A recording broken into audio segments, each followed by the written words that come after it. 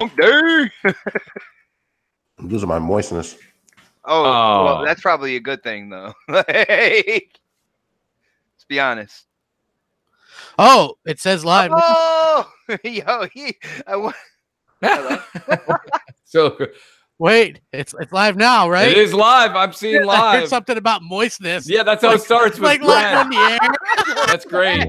That's great. Yeah, I don't know what that was, so I backed out and actually I was about to start a new room, and then it was like, hey, you guys are live. Moistness. That's great. That's the word of the day, by the way, moistness. So you guys hear that, call in, you win. That's how it usually works. But yeah. So anyway, it is hump day. It is Xbox Nation. We are very happy to have you guys here watching us.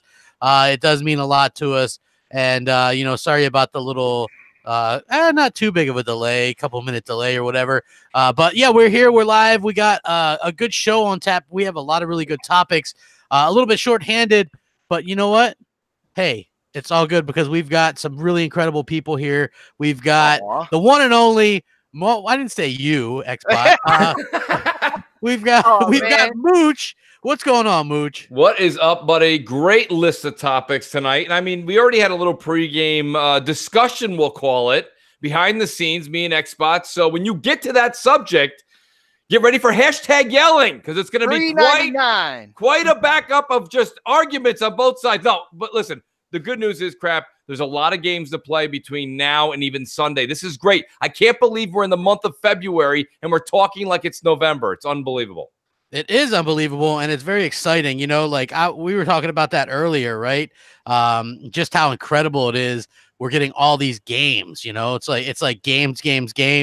And I'm thrilled. I feel like we're in like this, how the beginning of the generation sort of was a little bit lackluster, right?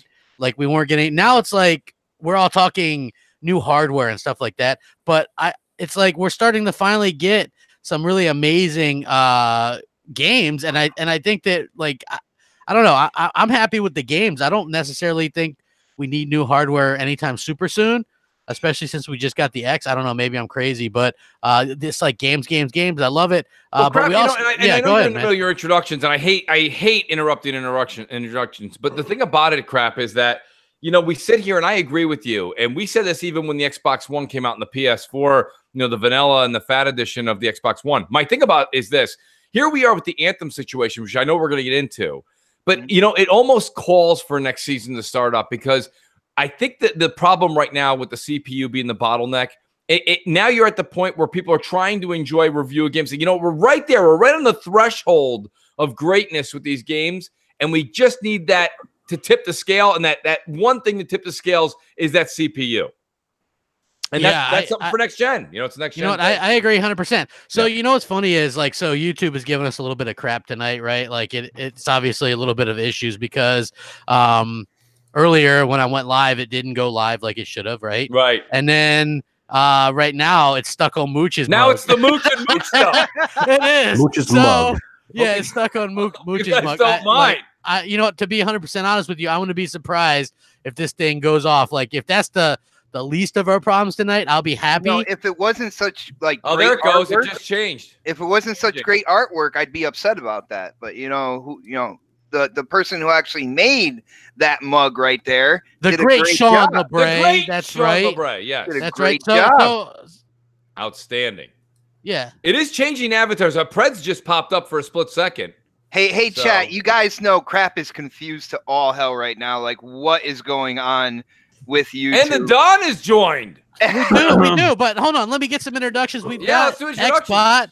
What's going on, Xbot? Thanks for joining us. What's up, brother? Yo, Crap.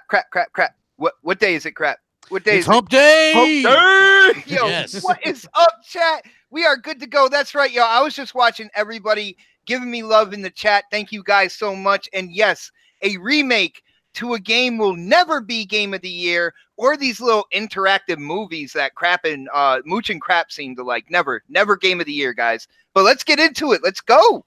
Absolutely. We are very excited by that. We've also got Predator back for the third week in a row, man. How's it going? Oh, man, 3 weeks in a row. I am moist right now. I'm just happy to be here. You sent me the bat fucking image, whatever. I'm down. Whatever we got to do, man. Anytime you want me on, I got you. Gotcha. I really appreciate that. And back this week, we've got the man. He's late, but you still got to kiss that ring. The Don. What's going on, bro? Hey, crap! You didn't tell me this was next podcast with a couple of guests. Hey, man, look, I people sometimes can't make it. Yeah, if you guys didn't know, man, Foxy couldn't make it tonight, and neither could Salty. So what could I do? You know what I mean? I don't know that many people. Most people hate me, so the few people that don't are here. So it's a small group after all. So yeah, very excited to sort of actually have you back here. How's it going, man?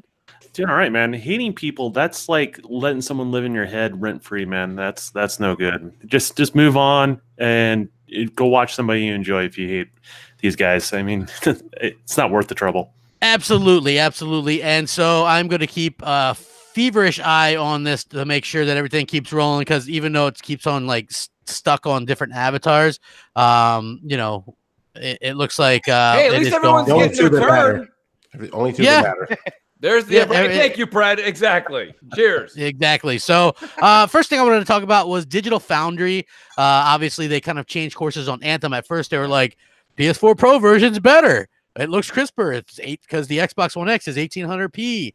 And now they're like, no, it's our fault. It's really 4K. And so I think that that's something that, you know, they deserve to be called out on. I'm not sure what the deal was with that. Like, other than to get people to kind of complain and really play up that the Xbox One X isn't this or that, when we know it's actually much more powerful. It's not even a thing. Anytime that the Pro will have equal or even better performance than the X, we know that it's a developer thing or a patch or something stupid, and then it's not going to be that way forever. And so, boom, they changed courses on it. Now we get that, and the way it should be. When we saw it, it looked gorgeous on the Xbox One X, and they said basically alluded to them making it specifically for the Xbox One X. And now we sort of see that, you know, it's a situation where you know, it is best on the X as far as console goes. So that's pretty cool and pretty exciting. Mooch, what do you think about that, man? Well, I think you got to kind of break down your statement, Crap, because you're not wrong in one category, but you're wrong in the other. The problem is that you hear that it was developed with the Xbox One X in mind, this and that. That was the lead platform, blah, blah, blah, blah. It's all a bunch of propaganda. And I mean, I'm sure Don will get a little bit more into the technicalities in a second. But from the outside looking in, you've got the PS4 Pro that's got multiple options as far as changing an unlocked or locked frame rate, taking the thing down to 1080p. When you show me, okay, something like where you're giving the other console that doesn't have the marketing rights, that didn't work hand in hand with these folks like they said they were, I tend not to believe somebody here, okay? Now, do I agree that it looks better? I think the resolution is a crisp 1080, what is it there, 4K on the Xbox One X. Yes. And where the confusion you're seeing in the media and on social media is they're saying, well, it's running better on the PS4. I watched the Digital Foundry video, okay? And yes, it runs better at an unlocked frame rate at 1080p on the PlayStation 4 Pro. Where the Xbox doesn't have that, right? So it's only at 4K on the Xbox One X. And it's coming in, okay, roughly. I watched it. You know, the lowest I saw was 24 frames, which is inexcusable. But the majority of the gameplay was 27 to 30. And if you real quick, Volgans Craig says make Pred a permanent member if he does 4 in a row. I think he's right. That's the rule. I took advantage of that rule, by the way. That's why I only do 3. Yeah. Screw you, God. Go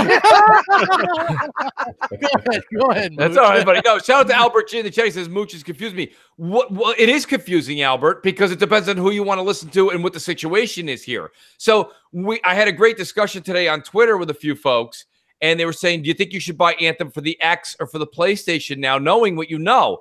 And I said, realistically, I said, and it's not just because you guys all know I'm more in favor of the brand of Xbox, but I said I would still say if you have both consoles to go with the X. I think eventually they're going to get the frame rate thing worked out. Okay, so the X will definitely get that worked out with time. Or at the very least, they're going to do the same 1080p 60 or unlocked frame option for the Xbox. But where the confusion comes into, Albert, okay, and from what I'm talking about, is most PS4 Pro owners have a 4K TV. So what'll end up happening if you have both consoles and you're on the fence right now, if you have a Pro and you have a 4K TV, you're most likely going to play it on the dynamic 4K scale, which plays at the same frame rate as the X, which is getting a full 4K. So I still think no matter how you slice it or dice it, the Xbox One X is still your best buy if you have both consoles. And again, I'd like to reiterate that I do think that the game's not out yet. Okay. So there's already going to be this massive day one patch we know coming for Anthem anyway. They're probably going to correct that and optimize it better. And I'll let Don speak to that. Now, getting back to the actual social part, Xbot, I'll let you speak. I think the part that's really ridiculous here is why are there more options on the PlayStation 4 Pro than there are on the Xbox, regardless of the situation? Man. That's a big problem. And that's what you see time and time again here. And I know, Crap, you did a video, and I believe you said, I don't blame Microsoft for this. And you can't, because it's not them. They're not in there with the developers, right? So I agree with you. But realistically speaking, again, when you go to the table and you ink the deal, okay? When you ink the deal, wouldn't you say, listen, whatever you're planning to do for all platforms, okay, if it's going to be multiple options for resolution, multiple options for frame rate, I want those on my. I don't want to hear that we have anything second fiddle to the competition, considering you're accepting this large check. So if you don't mind, at least give us that. And that's where the confusion is. Xbox, go ahead. I know you. No, Mooch. I got this. I am thinking out of the box right now. I have a crazy idea. All right. Since Digital Foundry has been known to be, oops, we got it wrong quite a few times this generation. And, this generation, people are talking about resolution and counting pixels and stuff like that. How about we put all that stuff down, guys? Take a look at the gameplay. If it's a game that you think you would like to get into, if you think it looks good, because if you think it looks good through YouTube, then your mind will be blown when it's actually on your TV. All the compression and everything goes on. But everybody, I'm ready to be blown, Xbot. Come on. Let's go. Yeah, but everybody, to just move away from Digital Foundry. They have been proven that they are out there for the clicks, and they will say stuff just to get hype rolling over there, get people watching these videos, and then they'll come back and be like, "Oops, sorry, we got it wrong." They did it with one racing game. It was like a hovercraft game. I remember that. Yeah. As well. They've done it multiple times this generation. So guess what, guys? I remember that one. They were like, it's not 4K, and they got put it to the side. Put it to the side. It is a game I know a lot of people out there are gonna enjoy. And can we stop counting pixels for a while? So, but you're saying their opinion doesn't really count? Exactly. Okay. How many times do they have to be like, oops, we're wrong, but say they're professional for us to be like, well, if you were so professional, then why are you wrong so many times? Like, I don't understand that. Here's my biggest issue is like they're coming out with this information so far out in advance of the game releasing without the full code of the game. And they're analyzing. They did it with Halo a couple of years ago. They're analyzing stuff that's shown on screen at E3. And they're counting pixels. But the thing is, it's a mind share thing. Like when people hear that in the beginning, oh, this game's trash. It's like with Crackdown 3. Like no one has the final game, but yet they're analyzing the game before it's out, and not just Digital Foundry. Like people are making, they did it with Spider-Man. You're making your assessment based on code that's not final, and that's wrong. Like wait till the final release of the game comes out and then make your decision. But then dude, they got to get the clicks though. And that's exactly my issue. Like they're doing it for the clicks instead of just doing it to be journalists. They're doing it just to get revenue in from advertisements and stuff like that. Because Anthem's a hot item. It's the Anthem Division. There'll be, I swear to God, Division comes out tonight, early in the morning. There'll be a Digital Foundry video at fucking 7 o'clock in the morning. Yeah. You know what else is a hot item? Hating on EA. Yeah. Yeah. I mean, you're not wrong there. You know what the funny thing is though, Don?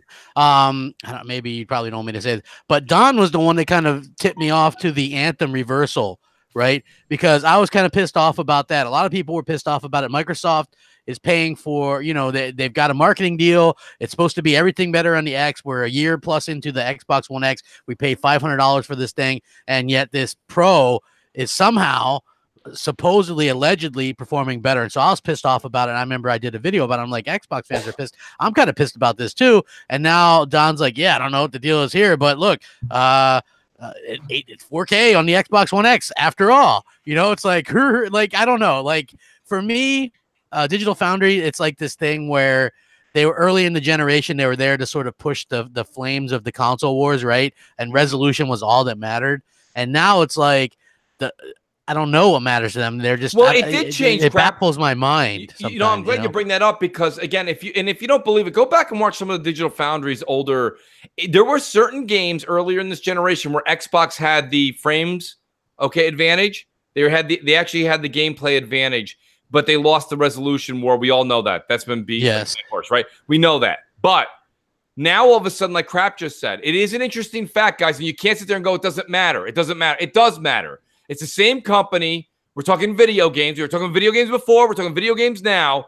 And when you listen to Ledbetter, talk to John, and they're going back and forth throughout the entire, whatever it was, 12 to 15-minute segment, you get the impression, if you don't know and you're going there, that the PlayStation brand is the way to that's the console of choice to buy. And they go back and forth all the time. And they even go as far as to say that the vanilla PS4, which is playing only at 1080p, that's the only option there, has a more solid rock 30 frame per second FPS over the Xbox One X. And they're like, well, I'm confused, John. John, tell me why. I am confused. Like, you know, and they're sitting there, and they're like, I don't know. So my thing is this, and I was just talking to Z Blackwriter in the chat, and he's like, well, that's not a developer problem. It sure as hell is. Because the problem is that how can you be a developer for Anthem and tell me you're going to put these options on the other, and then you have a better optimized 1080p version? Then, listen, here's my thing. For the X, you want to make everybody happy? Just 1800p and make it unlocked and see what that does on the X. And Microsoft has come out and verbally said, we are not mandating developers to do anything. So if it's not Xbox that's saying you have to do it in 4K, then I asked the developers of Anthem, why are you doing it in 4K? Make it 1800p and make it unlocked and get a better frame rate if that can't handle it. Mooch, check this out. One thing, and I talked to the Don about this because I was actually able to play the demo. It was me, the Don, K-Mega, and Blades. We went in, had a blast. Like once I fought that big spider, I was like, man, this is a game we got to have in the house. But I was letting Don know about the kind of like the graphical pop-ins that were going on, especially like in the tower, right? And Don actually told me, he was like, well, dude, clear out your cache on your system. He was like, after a while playing so many games and stuff like that, your cache kind of gets filled up. If you clear out your cache, that'll take care of the graphical pop-in. I was a little more sassy. I'll be honest with you. I'm trying to be nice here, Don. I'm putting you out there as the nice guy. Yeah, I'm going to be honest, though. I was really sassy that day. I was too, man. We were a little sharp at each other there, but it was all in good fun. But and I know Digital Foundry was talking about the same thing as well, and I actually saw that in my game. So I was talking to Don. He said, clear out the cache in your system, and damn it, that worked, man. That absolutely worked for the demo. In a sassy way. In a sassy, very. Yeah. Well, I got to pay some bills. Algorithm EXE says Anthem on Xbox One X will have the ponies stomping their hooves in salt when it releases. I don't know. I don't know what to say about that. You're probably right. Hoof clicking and all that kind of stuff, right? I don't know, but the game. The game looks good. I didn't get a chance to play it, so I don't know. So hopefully it is good. I'm not really sure. I'm not sold on it, but it is. Hey, if you guys are just joining us, please like, share, subscribe, hit the bell, share it out. Let's get some likes. We're already over 100 likes. Let's see if we can't get 150. Go ahead. It's easier than typing a million. Van City 92. He goes, Mooch, you said there was a few games that ran better, played better on the Xbox One, but not on the PS4 back earlier in the generation. He goes, do you remember them? I mean, you guys remember what I'm talking about, but I remember all the PlayStation guys were, it doesn't matter. Who cares if you got a couple frames? We got better resolution. But Mooch, do you remember when Digital Foundry's video dropped, all of a sudden resolution and everything and performance just like mattered again? There's like there's 900 there's 900 plus games out, Van City. No, I don't have those 3 or 4. It was like 3 or 4 games. It wasn't many. But my point of bringing it up was that the minute that we were like, well, it plays better on the X there or on the Xbox One X, or it wasn't the X, it was the Xbox One day one. Everybody was like, who cares? Who cares? What do you got 30 frames? We got 28 frames. We have 1080p. You have 900p. That was the conversation. So, yeah. I mean, all I'm saying but it's not to bring back old stuff and that, right? All I'm saying is Digital Foundry is a business. They are a business. And all I'm saying is, whether you're talking the beginning of the generation or the end of the generation, can you at least give an even fair analysis on the games the same way? That's all I'm asking for. And right now, they're not doing that crap. They're not, because they made it sound like the PlayStation version was the one to buy. Exactly, and then ironically, you know, page 6 or whatever, they're like, yeah, our bad. Let's go ahead and redo that one, revisit that one. You know what I mean? So it was a little bit of a sort of a misnomer there. Element of Pino says hitting 4K native, and it's an old demo code a month ago for optimization. This is true. It's probably going to have a big day one patch and all that kind of stuff. Obviously, it's going to be really great on the Xbox One X. I'm very excited to try that out. There's so many games coming out though that I want to try out.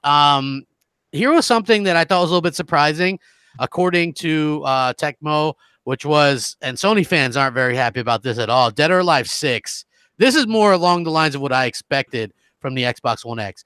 4K on the Xbox One X with HDR, 1080p with no HDR on the PS4 Pro. I'm not even huge into fighting games. I mean, I used to like DOA back in the day for the boob physics, but I think they've even had to tone those down in this day and age, right, Mooch? I'm not sure, but you know, you got to cut that stuff back. You know, you can't have jiggling. You know, but yeah, very, very interesting, because that's a big difference, right? Because I got to be honest, when you go from 1080p on the game to 4K, I can see that difference. And I wasn't one of those ones that could see a difference between 900 and 1080p. I really think next to nobody could really tell a difference there. But 1080p to 4K, that's a huge difference. What do you think, 4 Mooch? times the difference, man. Yeah. Well, listen, all I'm going to say is this. What you're bringing up right now, and to everybody in the chat that's shaking their head in disbelief, there's your evidence.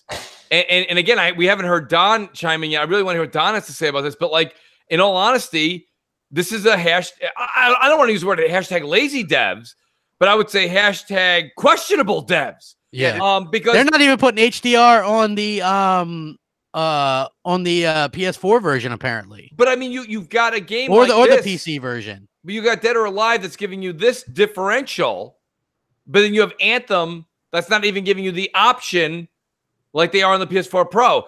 And the deal is with Mike, I understand the marketing deal has nothing to do with the actual development time, okay, or the development choice.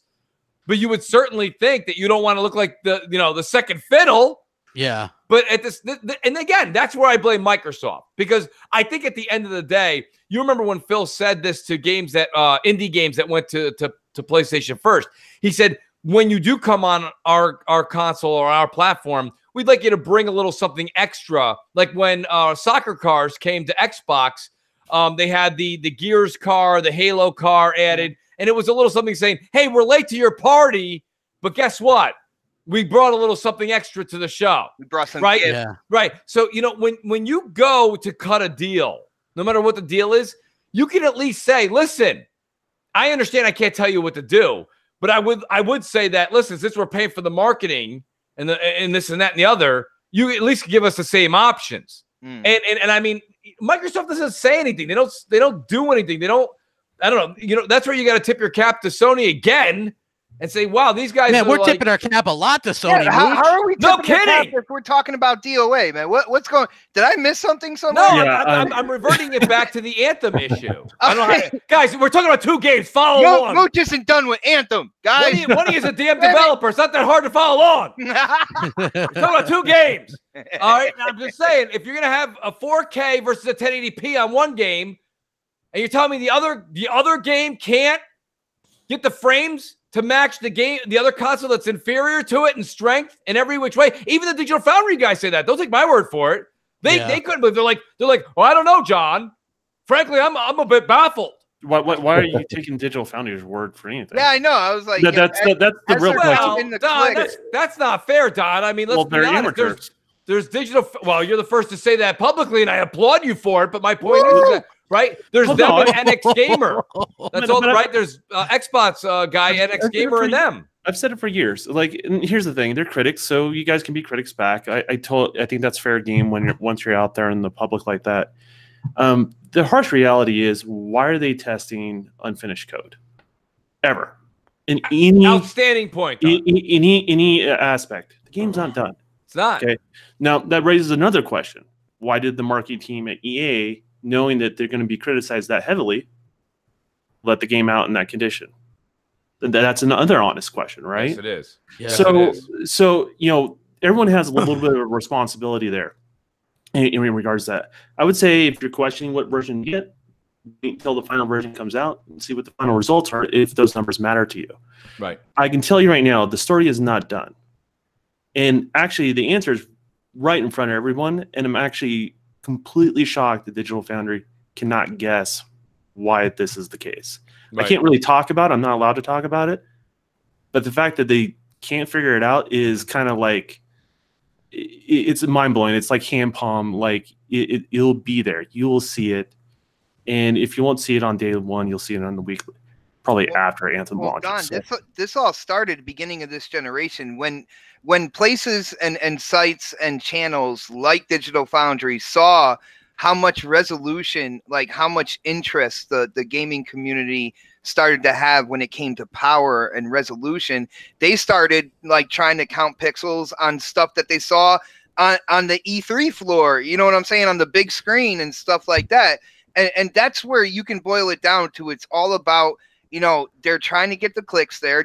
They're happy to put out another video saying they were wrong and saying how they were wrong and trying to say, that's called milking it, right? Yeah, they're milking the franchise. Out, right? What they're doing right there. So here's the thing: the information's out there, obviously. So they're counting the pixels. They're putting it out there. They're like, "Ooh, this will be controversial." They know what their base is.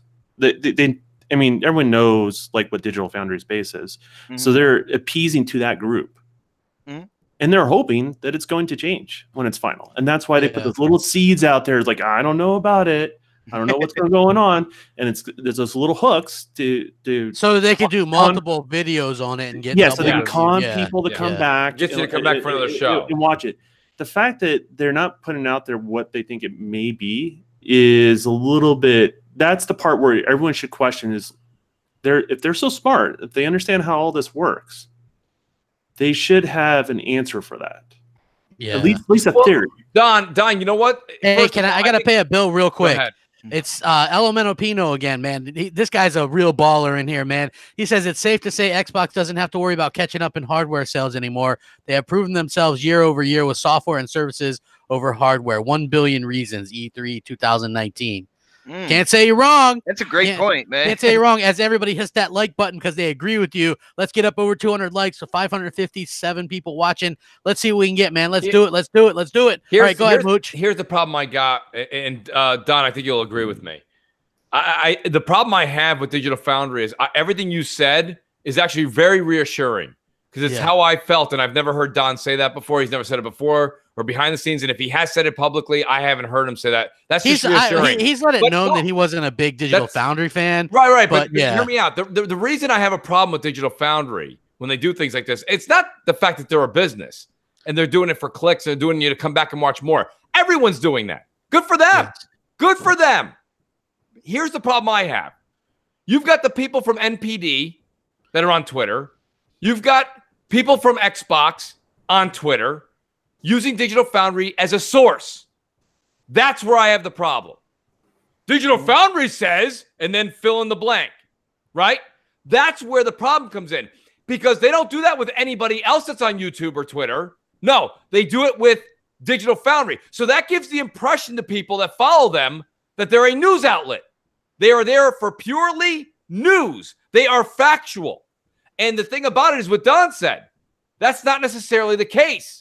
They are as entertainment and TMZ as anybody else on YouTube. And that's the thing that you guys are not realizing. And that's the truth. Thank you, Dad, for actually putting it in the words. And maybe I put it in the layman's terms. Okay? Because that's the problem I have, is when you have people like Mikey Barr being like, Digital Foundry says, fill in the blank. Okay? And when people see that coming from an executive, or people seeing it coming, NPD, the guy who's don't forget, guys, Digital Foundry reads as, fill in the blank. People think of that as factual. And that's where you have the issue here. And that's why when someone says, Mooch, people are in the chat, they're like, Mooch, what do you care? Doesn't matter what Digital Foundry says. It does, because right now it persuades customers to move to another platform because they're taking their word as gospel, as factual. And that's the truth. What Don said is the truth. They've got you. They know what's going on. They actually know. And they loop you and bait you so that when they do optimize it or do make the change on the Anthem side, the developer side, that you go back to Digital Foundry and you watch their channel and you click, click, click, click, click. Yep. Okay. So, and again, I just want to reiterate it one more time and give the panel the mic. Okay. Is that when you watch Digital Foundry from now on, realize that you're getting the same information you get from all your YouTubers. It is there. Don't get me wrong. They've got some high-tech equipment. They're giving you some numbers, but they know things that they're holding and concealing back. So you come back and click on it later. And that's fine. Again, outstanding capitalism. Good for them. Good for them. The weird thing is when you're not who they think they are. When you're a developer or publisher, unfortunately, you got to play nice with any publishing company out there, right? Like anybody out there. But you kind of nailed the nail on the head. Like, why do I want? It's somebody that's creating content. Why do I want to align myself with somebody that treats my customers like crap? Yeah, I don't like that. I personally don't like that. As long as I get to make those calls, and I may not ever always get to make those calls, but if I'm in that position where I get to make those calls, I'm going to look at the code of conduct of what these outlets are doing, and if they're not being fair to the customers, I don't want to go on them. And this kind of for me, this kind of spawned a just a little poll on Twitter. Like, I don't have very many followers. Like I have a small segment, small little echo chamber, but I did propose the question, and I was actually shocked at the results, which was, would you rather see the game industry professionals interviewed by smaller YouTubers or big gaming websites? The percentages were 85% smaller YouTubers, 15% bigger websites. Now, that's a small sample size. It's only 240 votes, but that's still a lot of votes. I mean, if you think about it, that paints a picture, right? Like, and obviously those people are a fan of that, getting their information through those means, because that's where they find me, right? But you can still look at that as a whole, like give or take a little bit here and there. It's a landslide with individuals, because they feel like they're more honest, more genuine. If I'm going to be getting an opinion, I'd rather just get a genuine opinion out there, not something that's motivated by, say, big added revenue. And that happens with big YouTubers as well. So as bigger YouTubers, obviously they have to appease to a base. It becomes an issue. So, like, I don't know.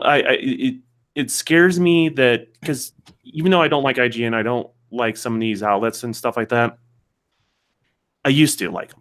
Does that make sense? At one time, I used to like them. Yeah. Oh, dude, I did too. I watched GameSpot, IGN, all those sites. Right now, I don't go to them for anything. And people ask me, well, where do you get some of your news from and stuff like that? And I kind of list some of these, like, a little bit small, way smaller, off the wall, off the beaten path sites, because when you look at the people that have left these bigger sites, it doesn't paint a good picture. Let me pay some more bills. Failed Pyromancer says developers are reaching a graphic fidelity level that shows how these mid-gen refreshes don't have what it takes to get the most out of these visually demanding games. Don't expect perfection. I'll sort of agree with you, but also completely disagree with you.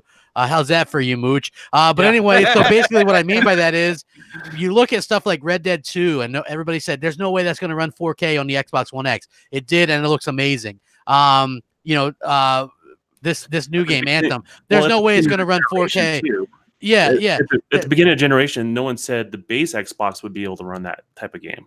Yeah, exactly. And so now we have that. Not only do we see that, but we also see all these other games that people said there's no way, and all of them pretty much have been running at 4K. Like, there's so many of them that are running we were told it would never happen.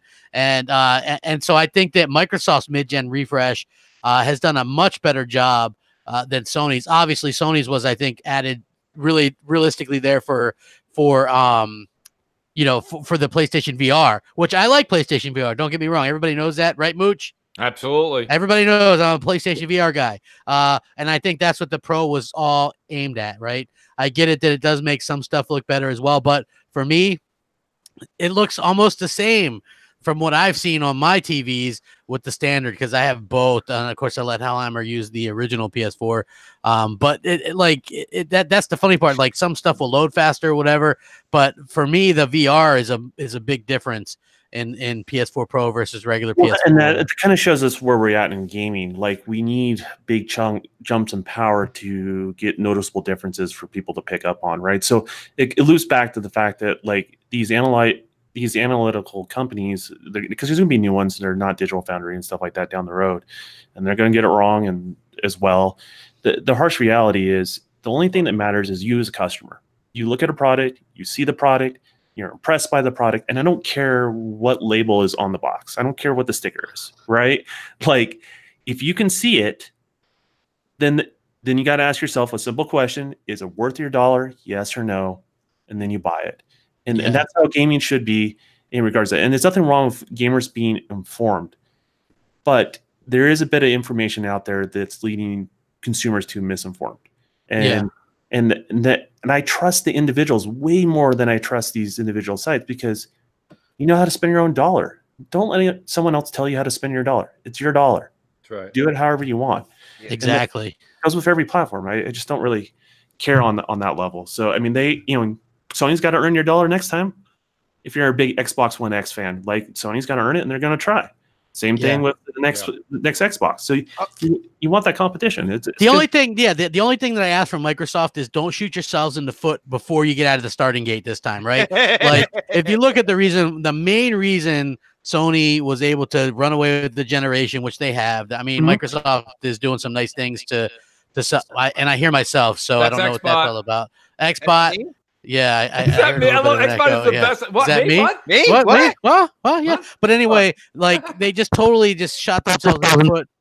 Wow. Xbox, man, my ear. I unplugged my mic and plugged it in. That's the only way to fix it, man. I get you. And so I asked that they not do that, because Sony fearmongered like no other. Like, it was sickening but brilliant at the same time, right? Here we are, Mooch. Let's show you how to share a game. Let's go ahead and redo our whole show. Dig out the camera, because we were going to force you to buy it too. Games, you can do this, and people were like, "What? What? We can't." And hey, not only did they get away with doing that, did Microsoft even say you couldn't? I didn't. Yeah. What? But they got away with also slipping in that you had to pay PlayStation Plus to play online from now on, and people cheered it. They cheered it. Go back and watch it. Yeah, we're going to allow you to use used games, share used games, buy used games. Yes. No 24-hour check-in. You can play offline, but you do need to pay PlayStation Plus to play online. Yeah, woo! Yeah. You know what I mean? Like, that's how much they really suckered people, right? Like, and the funny thing was, last generation, PlayStation fanboys are like, there's no way I'd pay to play online. No freaking way. Microsoft scamming everybody, making you pay to play online. We're already paying for internet, man. Like, totally. How can you pay for something that's free? Like, internet. That's how I picture PlayStation fanboys for the most part, right? They're like baked out of their mind most of the time. I don't know. But yeah, they don't really make much sense. But that's how I picture it. And so, it's one of those things where Sony really just played off that whole fear-mongering thing. And it was sort of ridiculous. It was sort of ridiculous how they did that. But I want to kind of get through some of these topics.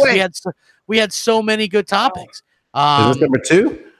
This is number 3. Oh, is it? 3. We're going This is going to be number 3. Talk about DOA, man. Go ahead, Xbot, man. No, what do you got on DOA, man? Well, first off, I'm a Dead or Alive fan. Okay. To me, that's one of my absolute favorite games. But to hear, I hear somebody playing it now. Oh, I'm sorry, I got an early copy. That's not me. Yeah.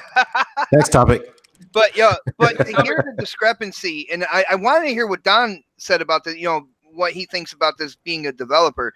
I would feel like the PS4 Pro would be able to do more than what they're saying with the 1080p, no HDR on the Pro version of the console. I feel like maybe they just decided they weren't gonna work as hard, and I agree. Is there a difference between the base model and the Pro on the PlayStation? Because it sounds like just the base model PlayStation. Yeah, and there's definitely a difference, dude. Is it a finished game? Or is this early access? I haven't been following the game. Well, correct me if I'm wrong, Crap, but they're basically stating that's what's going to happen on release, and it releases in March, right? Yeah. So everything's based on early access right now, right? Yeah, but they said it's going to be that way when it releases. Hold on, it was WCCF Tech that actually ran with this story earlier. I'm kind of looking for it right now.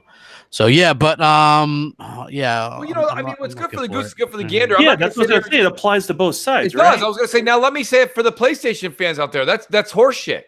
Okay, because We all know that the Pro can do better than that. Yeah, that's what I was thinking. I was like, they can definitely do better, man. You know, and that's my whole thing is I think that, you know, I don't know. And Don, I don't even know, you know, it's, you know, just because you're a dev doesn't mean you can, you know, speak for all of them. But I mean, no, I can't. What in the, no, you can't. And I know that. My point being is I don't get why, if I'm not a developer, but if I'm at the table and even if I'm a community manager, okay, and I'm sitting there at these meetings that you do have once a week, probably with all the developers, maybe more than once a week. And I'm sitting there and somebody's like, well, what we're going to do is we're going to make this 1080p on the PS4 Pro and it'll be 4K on the Xbox. I'll be like, why? Why? Because you're making my job a living hell as a community manager. Right? Like, why would you do, like, what's the reason? And if they come up with a technical reason, I'm all ears and I would work that into how I would push that on my PR. But realistically, if it's just a real blah or lazy approach, you know, I'm going to defend the PlayStation guys here. That's horseshit. Because they just, we all know, everybody listening to this show knows that the PS4 Pro can do better than 1080p on DOA. Yeah, I just want to throw out there, we're not saying it's absolutely true. We're just reporting on like kind of like the news that's coming out and giving our thoughts on it. Like it could be totally different when the game releases, but if it is true, I would look more at what you can see it on WCCF Tech. Dead or Alive 6 runs at 1080p on the Pro, while Xbox Live goes 4K and includes HDR support. That's insane, dude. Yeah, this is from Team Ninja. PlayStation 4 Pro enables 1080p resolution, maintaining the processing speed, and the quality of stages and effects will be higher than that on the base PS4. On the other hand, Xbox One X will reach a maximum resolution of 4K, which is different from the base Xbox One. It's impossible to maintain 60 frames at all times with 4K, but you'll enjoy beautiful graphics. There are some options to prioritize graphics or action, so you can choose which one you prefer. The game is not compatible with HDR on PC. That being said, Xbox One X is the only platform that allows you to enjoy HDR with this game. So that's amazing. So the details there, right? So they're saying basically there's higher other graphic fidelity things they're doing on the Pro, and you know they have to prioritize what they think they can do with that hardware, and to make the game to look better. So if they didn't do that, then yeah, I would criticize them a little bit more. But they know how the best way to make their game look. The problem is, and this goes back to analytical sites like Digital Foundry, they don't know the best way to make the game look. Correct. They haven't moved a single vertex in that game. They don't know what a normal map is or a normal. Like here's the harsh reality. Those people do. They live and breathe it every single day.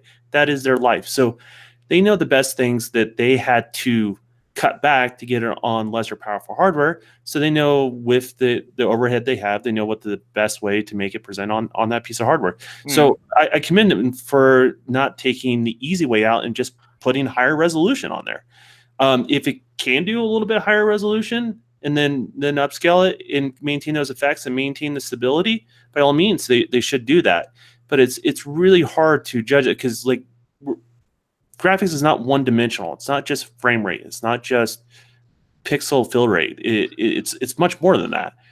And so like, but we've broken it down to the most things that don't matter. Well, some things matter more than others, but you get what I'm saying. They're just parts of the puzzle, not the whole puzzle. We're pecking at the bottom of the totem pole, pretty much, man. I mean, it's part of it, but I mean, I don't want to diminish like the value of it. But there's other things that have just as much value, and they also add to the experience as well. So, what's crazy is Team Ninja's been kind of like more catering towards Sony this last, this whole generation. So for them to push out something more powerful on the X, maybe there's a swing in the tides or something. Yeah, it is interesting. It's not. The funny thing is, part of me, like the fanboy side of Crapgamer, wants to go, you know what I mean? Because look how many times we got dicked over earlier in the generation, right? But then part of me goes, you know what? The PS4 Pro isn't that bad to where it should be doing only 1080p. So really, it's bad on the developers, and it's something that probably shouldn't actually. Well, crap, your common sense is like what takes over. At first, you want to be like, look at that, This is when you're like, yo, this doesn't make any sense. It's the same example if you go back earlier in the generation when we used to scratch our heads when you'd see a game come out 1080p on the PlayStation 4 and 720p, and you're like, come on, man. Like, here's the deal. I understood that you had a hard time reaching the 1080p. but you knew that the Xbox One can get 900p or something close. Then it was 720p. There was something that was just awful. And it's the same thing with this game. It's inexcusable. And I know Don remember says, when Phil made him do up the resolution of what was that game, Mooch? Diablo 3. Yeah, Diablo 3 was one of the games. That was one of my first times on Twitter really pushing the hashtag lazy devs. And they came out there and they finally upped the res. And yeah, sometimes it takes a little, what you call a little elbow grease.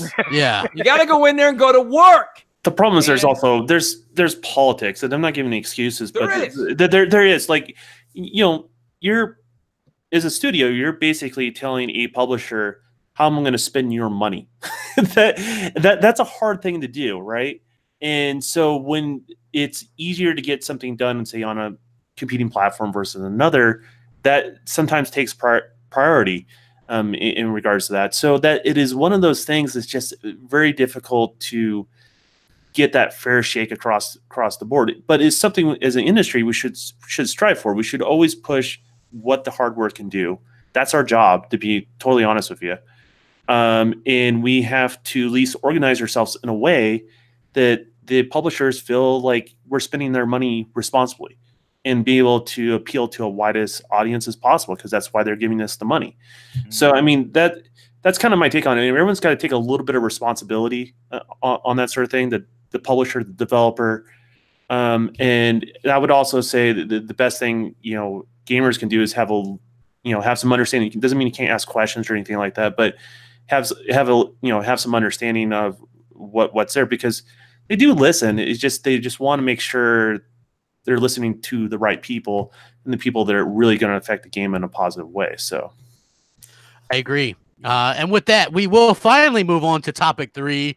Now that everybody's had their say on the DOA stuff. Hold on. I got William Lanza with just a 20 spot. So I'm going to shout you out and say thank you. In fact, I heard that William wants everybody to hit that like button, because we're going to close in on 200 likes. We got almost 600 watching. Really do appreciate it. It's going to be a hot year for gaming. I can tell you that right now. Once all this stuff, and Don knows what I'm talking about, once we start getting a lot of these leaks and stuff that he probably knows a lot about already, but can't say anything, with these dev kits and what we're going to get in new hardware, there's going to be a lot to talk about. So it's going to be a very, very exciting time for gamers and all that kind of stuff. So this came out. Microsoft wants at least 4 big AAA exclusives a year to help drive Game Pass, in addition to these smaller games. This from your favorite new insider, Mooch, Z Tiny. This apparently was a report from an investor meeting held last year with Microsoft. Microsoft believes that its new studios will help it to achieve a primary goal: the delivery of 1 AAA game per quarter in order to drive Xbox Game Pass. With that said, it does not want to rush its new studios into delivering games before they are fully baked, and believes that any acquisition takes time to get its legs. Its ideal acquisition targets have proven content and strong development teams. So they're looking at going a big game, at least every quarter. Right? Yeah, big exclusive. What you just read was a massive, massive contradiction.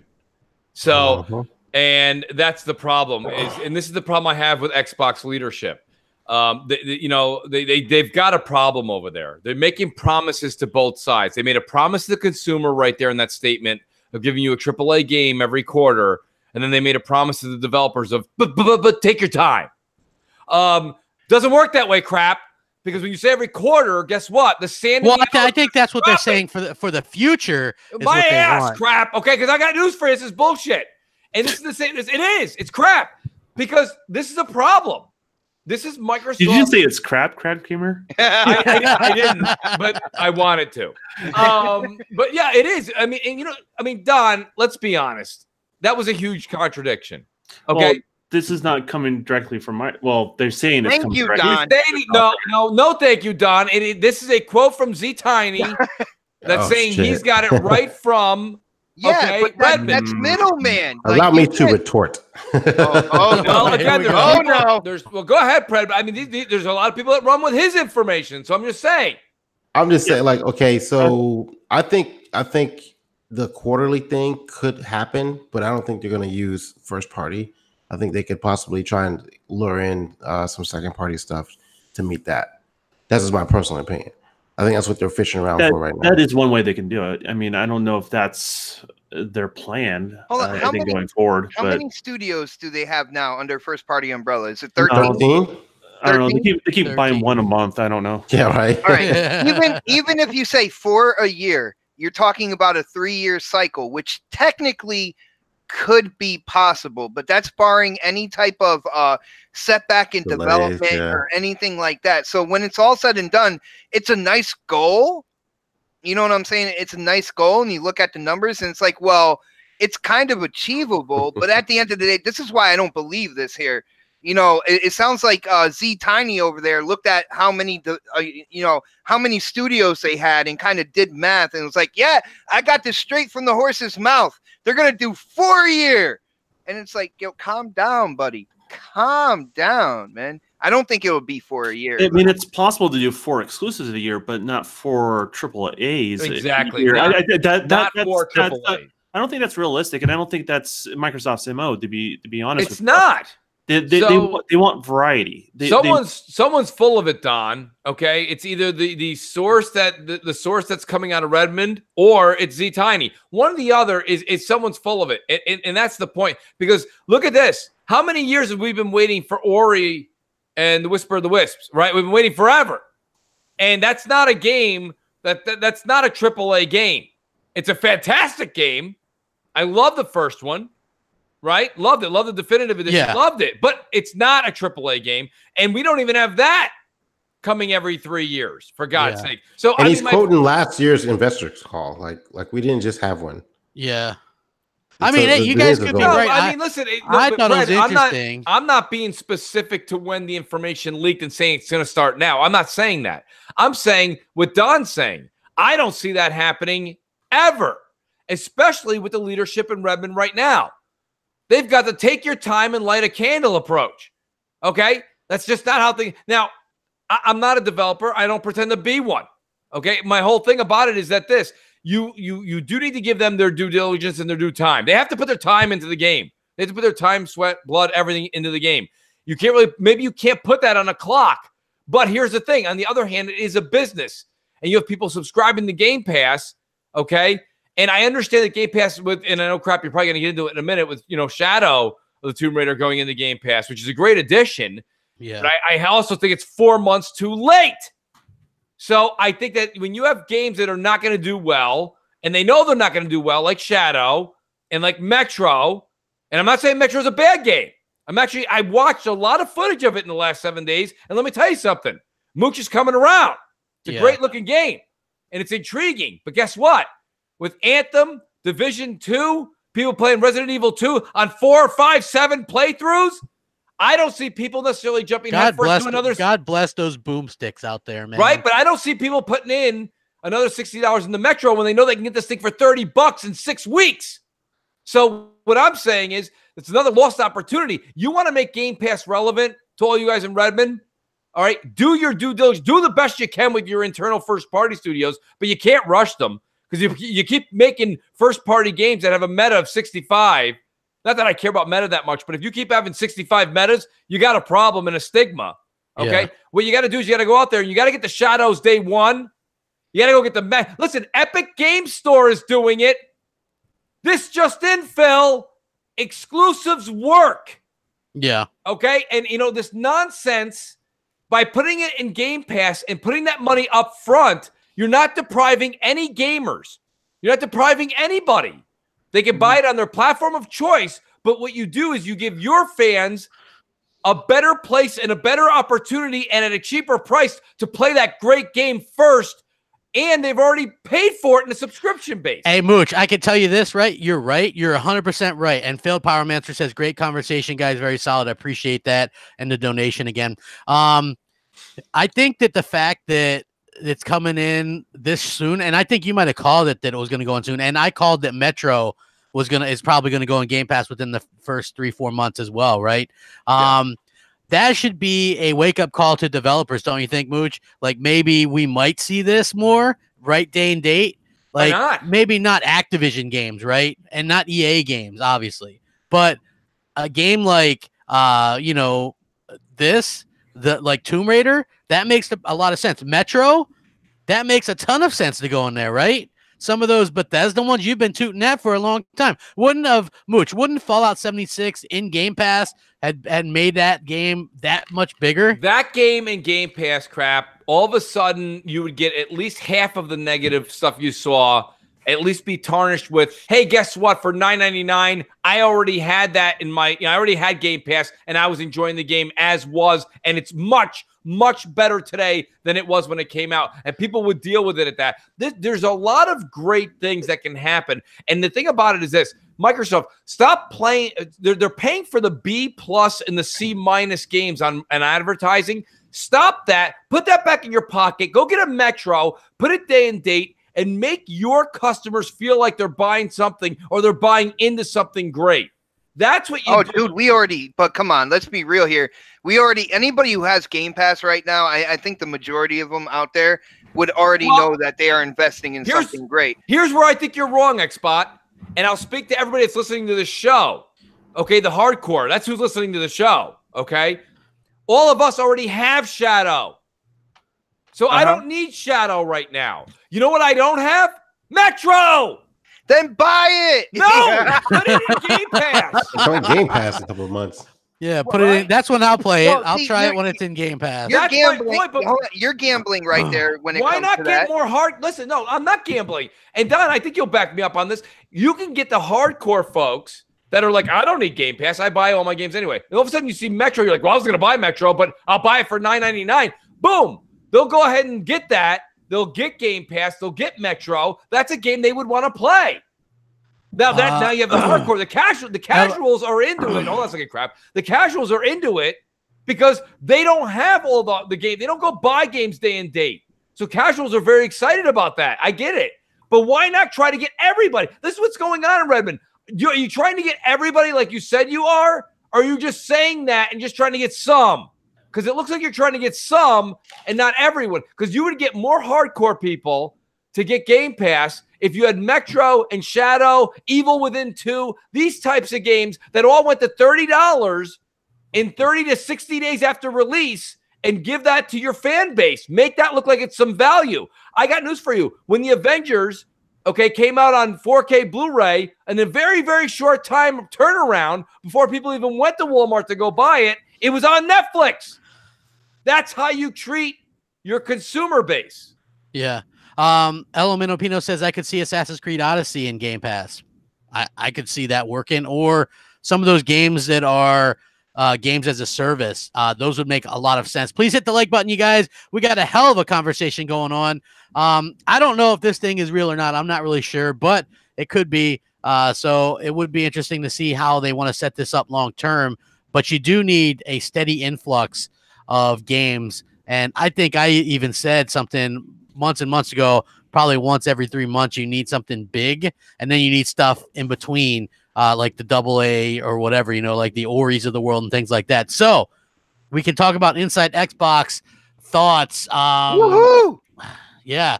Inside Xbox. Woo! Woo! I thought it was a great show. I thought it was a really good Inside Xbox show. It was shorter. Yeah. Dude, they hit every base that they needed to hit. We got another controller, which makes everybody happy, right? Another controller. Yo, red. Man, red. We haven't had that before. But I feel like they didn't wait. They didn't hang too long on like any one part of the topic that where they kind of did that with like State of Decay, and then they had this whole kind of like people running through a fucking panic room or whatever. Yeah, no, that they didn't do any of that. They talked to Terry Crews, which I thought was awesome. I thought it was a really good interview, actually. They showed Crackdown. They had stuff on Division. They had a new character for Mortal Kombat. I thought it was a decent show. I would like them to use this, and this is what they do for Inside Xbox every month. Have that pacing and everything going on. For the first time in the Inside Xbox, when they came over at the end to kind of say the show's all done, I was like, oh man, it's done. Like I could have sat there for a while longer if they had more to show. Crap, I'm really interested in your take, Mooch, because you hate Inside Xbox. If you ever do a Mooch, this is your life. I want you to have Xbot be the producer. Oh yeah, dude. Because he just did a great job of nitpicking the 3 or 4 great things and not the other awful things. Hey, Rick's Oakland, he says successfully moved to private beta for Division 2. We're going to be talking about Division 2 a little bit. Yes, we are. Thank you. So go ahead, Mooch. Tell me what you thought. I will Did say it get the Mooch seal of approval? It was a better Inside Xbox than I've seen in the past. Absolutely. I liked how they shortened it up. The segments were shorter. They were to the point. I did dig that. A couple of the negatives. Xbox just told you the positives. I agree with him. The Halo Outpost stuff, okay, what they're doing for the fan service, bravo. Round of applause. So it's not coming to New York, though, man. Of course they're not. They don't even know we exist. What the hell? I've been saying this forever. If it wasn't for Moochie Crap's channel, they wouldn't know the East Coast was alive. It doesn't matter. They won't go outside anyways. It's too cold. It is a little cool out here. But listen, no, I think in all honesty, I think the Halo thing went way too long. They showed it. Great. Thank you. Give us that in about a 5-minute loop. We don't need that. That person was just speaking on and on and on forever and ever and ever, and it drowned the audience out. Of course, I don't know if you guys noticed, but they all made fun of Fredo again. They all ripped on Fredo. Fredo came out. Fredo, right? He came. Poor Fredo. Graham came out, and he made it actually a decent joke. He made a decent joke. He came out and he was like, "Well, there's he did a segment, and then he came back on after a clip, and he's like, well, this must be Graham Pass." Right? And then Jeff Rubenstein comes with like a hook and like pulls him off stage. He's like, that's enough for you. Let's get him. Who let him back out there for too long? And he's like, I'm smart. Hey, it's me. I'm Fredo. It's me, Fredo. I'm the next Major Nelson. That's what they tell me. It's not what I wanted, Rubenstein. Right? Of course, Fredo comes back out there. And it's like, can you stop wrecking the guy for what? Maybe that's what they're trying to do, but they're doing it in a terrible way of slapstick comedy. But nonetheless, I know the show was a lot better than it had been in the past. And but I mean, overall, listen, Inside Xboxes are basically just a commercial for an hour upcoming game, right? For an hour. And I mean, I will say the Terry Crews part was absolutely awesome. I actually watch America's Got Talent again because of Terry Crews. Terry Crews is awesome. He's an awesome dude.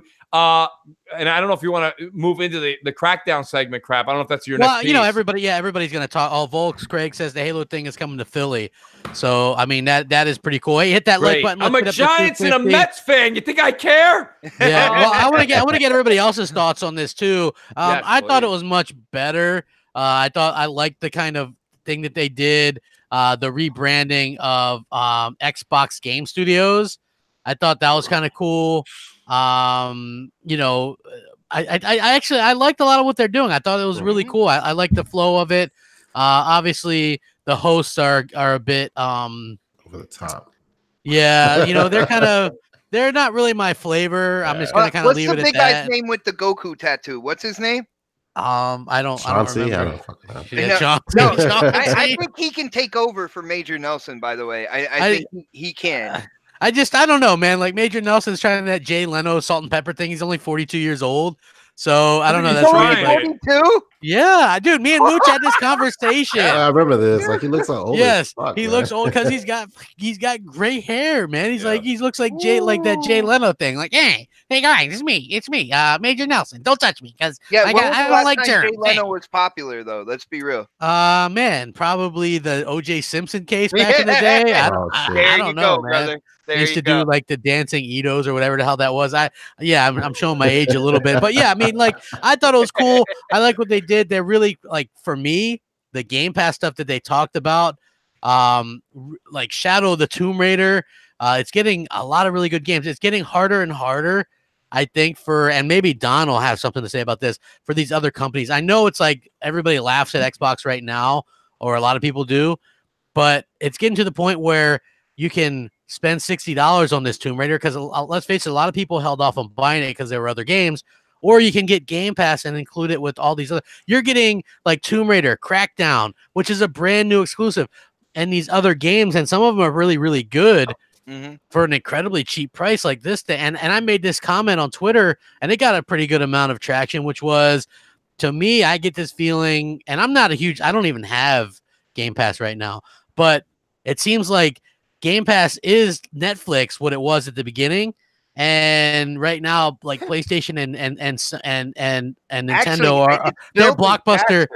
They're blockbuster video right now, right? They're blockbuster video. So you have to wonder, like, eventually they're gonna have to stop, like, kind of laughing, and they might have to do something. Put some games on, motherfucker. Yeah, they're gonna have to do something, right? Like, look, when Halo and Gears and Fable and these new Ninja Theory games, what are you gonna do? Like, if you're Sony, if you're Nintendo. Well, crap. You know, here's the thing. Don't get me wrong. If we're gonna sit here and talk about it hypothetically, I think you're on to something. But if you're gonna look at the games that we've got coming out and what we've had, I think Nintendo and Sony are like, hold my beer. Because to be honest with you, I have to see something first. And listen, I got news for you. Again, I know you guys want to. I don't know if we're transitioning over, but I got to talk about Crackdown. Crackdown 3. Okay, I got to be honest with you. I thought Microsoft did a great job. They did a great job promoting that game during Inside Xbox. So anyone that watched it, right? They really did. They did a hell of a job. Yeah. I absolutely love the CGI. I thought it was fantastic. The voice acting was great. Even got me hyped for the game a bit, and I don't even like Crackdown. And I thought that was great. But let's be honest. And crap, you said it yourself today. I mean, this game's going to be a 70 to 74 meta easy. Yeah. And the multiplayer is what's going to drag it down. I actually think the multiplayer is going to help prop it up. No, not even close. People have never seen anything like that, so I do think that's gonna. People are gonna be like, "Hey, it's really great." They haven't seen a chaotic mess. They haven't seen a multiplayer where just go to rush hour traffic when you come home. Listen, I got news for you. It's a chaotic mess. It's with the destruction, I think like this is one of those things where people will remember this day when this releases because it's going to be the start of something when we see more of this, right? You'll have to look back and go, I remember that. Like when you first saw Halo, nobody thought that sandbox type of game would work on a console, and they proved that it did. So people will remember it for that. I think that this is something, and people get to try it tomorrow. If you're in a preview program, you get to try the multiplayer. So I was looking for that in the Insider app, and I didn't see anything. It's not. They're not going to at 9 a.m. Yep, they're not going to put it there till tomorrow. So, they're going to be doing the stress test for the technical stress test or whatever. Don, are you down? Are you an insider? Are we going in, man? I may or may not have it downloaded. We'll see. Oh, shoot. The Don cannot confirm, nor can he deny. But yeah, so like that's going to be fun. I think a lot of people are going to be excited about. Somebody pointed out that there's still one Blockbuster left. Is that true? I think that closed down in Alaska or something like that. Yeah. Oh, okay. Like, I gotta be honest though, right? Like, as much as I like having Netflix and all this kind of stuff, I do miss going to the Blockbuster and grabbing your. I get what you're saying, Crab, and that's what we said. We said that a week or two ago with the whole everyone's like, down with GameStop. I hate them, and it's like, what's funny? I get why you might not like their practices or certain things they've done. I get it. I'm a consumer first. Let me passes on Game Pass. Right, boom, boom. No, but to be honest with you, the day that GameStop ceases to exist, anybody out there, you'll all even all you guys that hate GameStop, you'll all miss it because it was the one meeting place left to hang out with gamers and be able to talk games in a place where you went to go purchase the games. And I know that there's a couple places that exist that are the mom and pops that are really small that do the retro games and stuff. That's cool. I'll just go bug strangers at Best Buy. If they're near the video game section, I'll be like, yeah, so about that game. Like but you know what's funny? And I know what you mean because I've been to Best Buy and made a purchase before, but like I almost feel like the Best Buy, the Walmart customer is extremely casual because the minute you like, hey, someone's like, excuse me, sir, do you work here? Because you open up the big wall of glass of video games. Yeah, they open right, and they open it, and they're like, what are you gonna get? I'll take Call of Duty, and if you don't mind, I'll take a Madden. And you're like, okay, great, that's that, and that's fine. I have those too. I think they're great, but I mean, you're not gonna when you go to right now to a GameStop, you're getting into an amazing conversation about Kingdom Hearts 3. Anthem demos and like do that on Twitter though, man. You don't even need to go anywhere for that, yeah. Sorry, I'm trying to keep human interaction alive, Xbox. My bad. But I mean, realistically, I'm just saying, right? God forbid you talk to a human being. Dude, I talked to not people you, on the Xbox. street, I man. know you do. I love no it. problem. Xbox got the best consensus, by the way, on YouTube. He'll tell you. He'll be like, I went and polled 85 people I know. He'll tell you that. It's like, and I blew vape in their face too, Yeah, so I know they yeah. tell me the truth. There we go.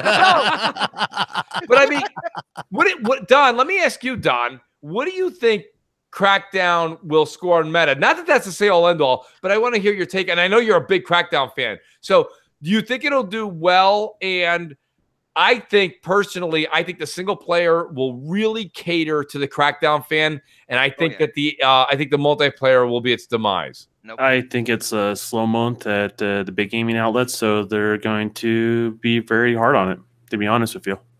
Okay. What do you, I mean, I said I think it'll get a 74 meta, but not that matters. I think low 72. I think you're gonna get some highs, you're gonna get some lows. Okay. You're not gonna get like, hey, everyone thinks the same on this. It's a very polarizing game. It's always been a very polarizing game, to be honest with you. Mm-hmm. So even if you're a fan of Crackdown, you should at least be honest about it, right? And not everyone likes the art style. And even the first one, people didn't like the art style, but that's Crackdown, right? So Crackdown needs to stay what it needs to be. It needs to grow its audience. It needs to be better than 2 was, obviously, because that was the one that universally, if people are Crackdown fans, they general don't like. And this is like the spiritual successor of what 1 is. And I think that's ultimately what I always wanted out of Crackdown. And I'm liking the fact that they're listening to Crackdown gamers. Yes. People that love the series. Yes, they are. Those are the people that are going to champion your game. In regards to that, those are the people that have stuck through all this time. I mean, talking about diehards, right? I mean, you're sticking with a game that second release wasn't very good, and it's been a long time since the first one. So the fact that they're listening to that makes me happy as a Crackdown fan. But I don't think it's going to score very high, to be honest with you. I think it's going to be very mixed. You know, and I got to say, I think the scores, these Metacritic scores and review scores and everything, I think they don't really matter because it's coming out day and date on Game Pass. I think there's going to be a lot of people that are going to be able to play it regardless of the review score. Like, if you're thinking more traditional, what do you think tomorrow's all about? Huh? What do you think tomorrow's all about? Well, exactly. And I hope I hope they'll let me record gameplay and put it out there as well. They said yes. I want to show people how people actually play Crackdown.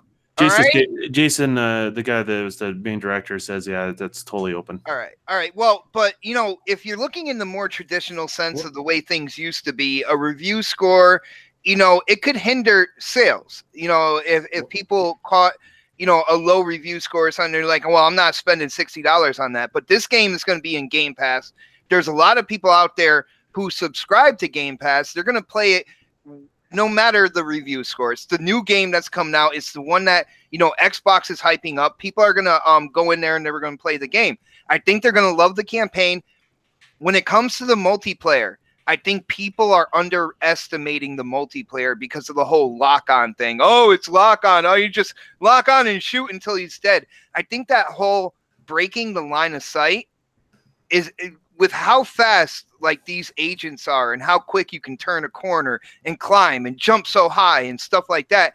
I think this is going to be a lot of fun. And I think people are going to actually be surprised. I think people are underestimating the multiplayer to a pretty big extent when it comes to the gameplay part. I think it's going to be addicting, man. So, but like, you know, you and I both know how like the lock-on feature works on Crackdown. It's not like, hey, you don't hit the win button and then hit the right trigger, right? That's like not how it works. No, it's a loose lock-on. If you're farther away, like the bullets still are gonna miss the guy anyway. Yeah. You know what I'm saying? So the reticle is affected by the distance typically. So how accurate things are. So sometimes you put yourself at a compromise if you paint the person too soon and you're not within range. Yeah, that makes sense. Yeah, well, you also, I know on the single player they do have the thing where you can focus fire on certain limbs. So once you're locked on, you move the other analog stick, and you can allows you to quickly toggle between the head, torso, arms, and legs. I don't know if that's in multiplayer or not, but it is. I'm curious to see if it is, and if that's also part of the depth of the gameplay as well. So. Well, Don, the alarm system, like when somebody is locked onto you, your screen's going to tell you. There's going to be around the border of your screen, it's going to flash red. There's going to be a sound as well. It has that red line. Does it also have the red line, like a laser sight, showing that you've been painted? Well, maybe, I don't know, but I know your TV, your game is going to let you know that you are kind of like locked on. Somebody is locked onto you at that point in time, to where you have to break line of sight. And you know, it's just so weird in today's generation. People are just automatically like, oh, it's got lock on, it's going to be garbage. It's like, you got to think about the speed of the game. You know, you have like all these platforms and pillars and statues and everything like that you could break line of sight. But then the person who's coming after you can just bust through that and keep coming after you. I think it's going to be a lot of fun. Or you can save your buddy. You may not have a direct line of sight for the person that's painting your buddy, right? But you can bring down a wall or a building to break that line of sight. Yeah, dude. It's are you two guys done making love to Crackdown? Oh yeah. I don't know. I like Brad, can you please put some common sense into this? Because I can't take it anymore. I don't know either. Guys, look, what you guys just described was iDarb with guns. Listen, don't be iDarb, man. Listen, I don't look. The problem, iDarb's not for amateurs, man. It's not. It's not. But I mean, I think that the multiplayer is not going to get a huge fan base. It's not. And please spare me the day after it launches, everybody be like, look, it's on Mixer, it's #2.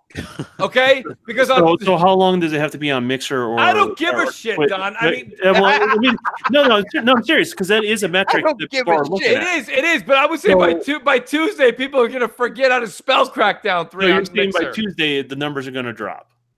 I mean, look, a week later, it's gone. A week later, a month later, where are you at on this? A week later, it's gone. Once people find out it's absolutely zero fun to it's almost like bumper cars with a gun. Assuming the servers work at launch. Yeah, I mean, listen, I'll give you this. So there's a lot of people that are big fans of Crackdown. I'm going to say this much. Here's where I changed my tune. Okay, I think the single player looks like a lot of fun. Oh yeah, I really do. I think that game is a game that, you know, I think it's a bit chaotic. I don't necessarily – I've never been a Crackdown fan. I haven't played them, so take this with a grain of salt. I've been saying that all along. I will play Crackdown 3 single player. Multiplayer interests me 0.0. Come on, Mooch. Come on, listen. Me, the Don, and Yobi. We got two more slots to fill here. You got to come in. Oh, Yobi's hitting me up, Mooch. He goes, watch your mouth. I will track down myself. Yobi, listen, I am all about that single player right now, because I think the single player, I got to give credit where credit's due. That's really nailed the whole collection of the orbs. Mm-hmm. I watched a couple people that I can't remember who tweeted out. I think it was Colt Eastwood that put out and said, hey, check out this fun gameplay from Crackdown. It was really great. And it showed that you've got these targets, you've got these enemies, which unlock other enemies that come out before you get to the boss. And Crap said this before on Crackdown 1. I think you've really got me intrigued with that. I've watched plenty or enough of the multiplayer, and they listen. Here's the thing: they put the tech before the fun, and that's the problem I have with it. They put the tech before the fun. So yes, there's the line of sight, breaking line of sight. What Don said is 100% correct. When you're at a distance too far, your weapon, even on lockdown, will barely even touch them, if at all. I get it. I really do get it. But it's realistically just like somebody playing tag with you at that point. The closer they can get, or the guy maybe the guy chasing you that's really far, that's locked on, isn't going to hit you. But the guy locked down when he just happens to luckily turn a corner, and then it's a mess. People say that the blocks and the buildings crumbling don't feel realistic. It doesn't feel heavy. Doesn't have any weight to it. They are lighter. They are lighter than the tech demo that we saw. I would have that. I would have rather they made the breakable, destructible environment in the single player and left out the multiplayer and been like, sorry, our bad. We shouldn't have said that for multiplayer. We put it all in the single player. Yeah, I'm not sure. One hell of a game. I'm not sure if they could have done that at that point. I don't either. The city is so big and everything like that. I think, you know, I forgot who said it on the panel, but somebody said, you know, I think it was Crap. Like, they're going to look back and it's like, yeah, this game is when that started. And with Mooch and his whole kind of like Crackdown negativity, I think it's not negativity. Mooch is gonna be happy sitting over in the corner playing Fallout 76. Now, first of all, I've not played Fallout in a while. We've got a lot going on right now. Okay, there's a lot happening. I'm playing Resident Evil 2, by the way. I'm enjoying the hell out of that. And then I've been recently trying this Apex Legends, and then we've got the Division 2 starting up tomorrow in the beta. There's a lot going on, folks. There's a lot happening. So all I can say is this: Crackdown 3 is not to be. It's great. You should. Well, I can't go there, but you know what I mean. He's like, I can't do it. I can't. I wanted to. I usually when you say that, I can go right after that. But yeah, I was trying to cue you, man. That single player looks great. It really does. It looks like a lot of fun. But that multiplayer, Xbox, I know you're always out there, and I know you're streaming, and you're always doing that good deed. And I watch you and Mel play. I think it's great. But to be honest with you, if you guys do more than 2 days of Crackdown 3 multiplayer, I mean, you're gonna put yourselves in a coma. Hey, when you guys are playing the multiplayer, hit me up, man. I want to in on that multiplayer with people. There we go. Right. Yeah. Let me know when Crap's in there. I'm day one. Nice. I'll be day one for single player. If you guys are day one for multiplayer, let me know. I want to be in the audience. I already bought the game, right? Like it's Crackdown. I liked the first two, even though the second one wasn't as good. I still really liked it. Shin Sayaya. He says to Don, do you think after Crackdown, can we expect a game with realistic graphics with that destruction? Do you think that the graphics? I don't expect another Crackdown with realistic graphics, but I expect other games to use the tech down the road, and they'll use it in different ways. Yeah. You imagine Gears. So like this is hypothetically. Imagine Gears. You know how when you take cover, and sometimes you see little things kind of break off, like when you're under cover. Imagine that cover is no longer safe. Imagine that starts breaking up in a realistic fashion. Imagine it has a pile of rubble that stays there. Yeah, it's so you have these elements where like you can bring down a overhanging roof on a set of enemies by taking out an area that and totally play differently than say another group of players. That's where I see this stuff going, and this is where I keep telling people where is the future, where is games going, right? And the biggest improvement, the gamers that listen to podcasts like this, that buy more than your standard staples every year, it's the cloud-based stuff in tandem with local hardware. It is literally, look at it as like the invention of the hard drive in a console, right? The concept of adding a disk drive into a console. It literally is going to be a key component going forward. And that parallel tandem processing where you can't really build a box that can do these types of compute. Even my new PC can't do that. You can't. It has a latest i9 in it. So realistically, the only way you can do that is it's tiny little bit of code. Is the way it works is it's really not that much code they're sending. It's a small amount of numbers, right, that goes out. But the calculation takes a lot of processing power to calculate that formula, right? But the answer is also really small. So what that allows them to do is flex that muscle in the cloud, a little bit of information there, a little bit of information back, but that's the little information that was key to make these things like physics. You're going to get better AI because of cloud compute. You're going to get a lot of different things. This is just one more step towards that makes it more tangible for average gamer. So. Nice. Interesting. Let me pay a couple bills real quick. Elemento Pino says Mooch and Crap need to do a co-op stream of Crackdown. I wouldn't say no to that. Now, is there co-op in single player? Yes. Yeah, two-player co-op. Two-player co-op. I'm yes. 110% down. But hold on, Crap. It's got to be on normal difficulty. That's fine. All right, fine. Cool. I don't think there's a difficulty slider on Crackdown. Yeah. Emmanuel works. Emmanuel A says, thanks for another great stream tonight, guys. Make sure you guys hit that like button. We're closing in on 250 likes. We actually got a little bit to go still, so I want to try to cover as many of these as I possibly can. Apex Legends. This came out of nowhere, launches, and draws in 2.5 million players. Yeah. Mooch is beating them on Twitch. Beating those big games on Twitch, Mooch. What's up? Hold on, guys. Excuse me, guys. While Crap was just doing that, I was rewinding the Xbox Nation from last week when he was like, Sea of Thieves all over Twitch. It's Sea of Thieves. All right. Hey, so Sea of Thieves is all over Twitch, man. Yeah, it sure is. It's like number 47. Listen, here's the thing. We got to stop with this. And I know that Don just said they use it as a metric, and I think they do when you actually have like 14 days at 1, 2, or 3. But not when you have 7 or less. Well, there's a spike in sales when those numbers do go up. So like that's why I say they use it as a metric, and it is something developers are going to start chasing. Marketing people are going to chase a lot more because I think they are seeing a lot more results from that than even your standard websites. So advertising. The thing about Apex Legends or Sea of Thieves last week or the flavor of the week next week is, listen, Mixer and Twitch are no different than anybody who can recognize high school and what high school was. It was when somebody came in with a hat that looked different or a shirt that looked different or a pair of Nikes that were different or Reeboks with the pump or this and that. It doesn't matter what you guys come up with, whatever scenario that fits your high school memory. And here's what happens. You've got Apex Legends. Okay, I played it. Did I play it immensely? No. I've played about 3 matches. I'm going to play more this weekend. I do like it, okay? I do like it. It's Battle Royale. It's a powerless pilot from Titanfall. It's a Titanfall, Titanless game. It's not that big of a deal.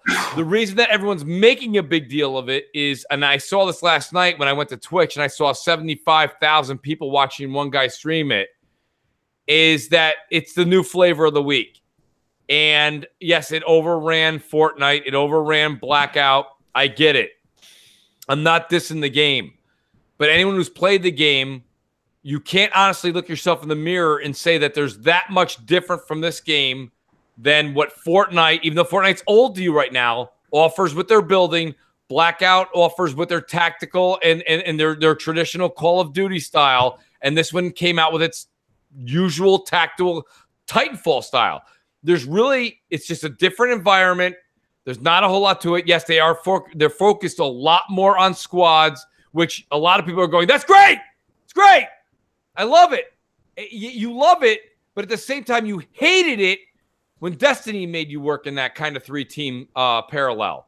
So, it's a flavor of the week. Do I think Apex Legends will be gone in 7 days on Twitch and Mixer? No. Do I think it's going to eventually kill Fortnite? No. Apex Legends is a fun game. I think you should enjoy it. It's free. They're going to make their money on skins and everything else that Fortnite does. It's the same formula. It's a different map. The shooting mechanic might home in for some of you. It won't for others. It really won't for others. I think it's a good game. I think everyone's so tired of Blackout. I think everybody's so tired of Fortnite right now, either watching it if that's your bag or playing it if that's your bag, that everybody's like, oh, Apex Legends. You know what's different about it? It actually gives me a tutorial. I get a tutorial before I play. Wow. It's like, okay, wowee. So the minute you get done with your tutorial, guess what it is? Battle Royale. So, and then you're stuck with 3 people. So the point of the matter is this. When you play with friends, this game is great. The thing this game doesn't do well is playing alone. And that's what Fortnite and Blackout still have over Apex Legends, is that you can play alone and be the master of your domain, where in this game you're reliant on the others. And that's the thing. So what I have to say about Apex Legends is, yes, the game is refreshing, and I think you should enjoy it. It's free. But do not think that Apex Legends is the next Fortnite.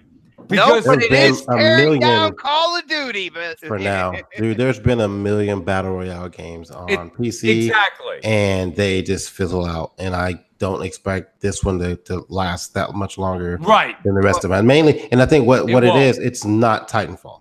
Right. And it doesn't bring anything new, Brad. It doesn't even bring Titanfall in. There's no wall running. I've only played it like 2 matches. It does bring something new, though. Okay, it's not Titanfall. What does it bring besides the tutorial? I agree with you more or less on what you were saying, but in terms of something new, the different abilities, right? The connection to squad. You have different specialists that can do different things. You literally have to work together.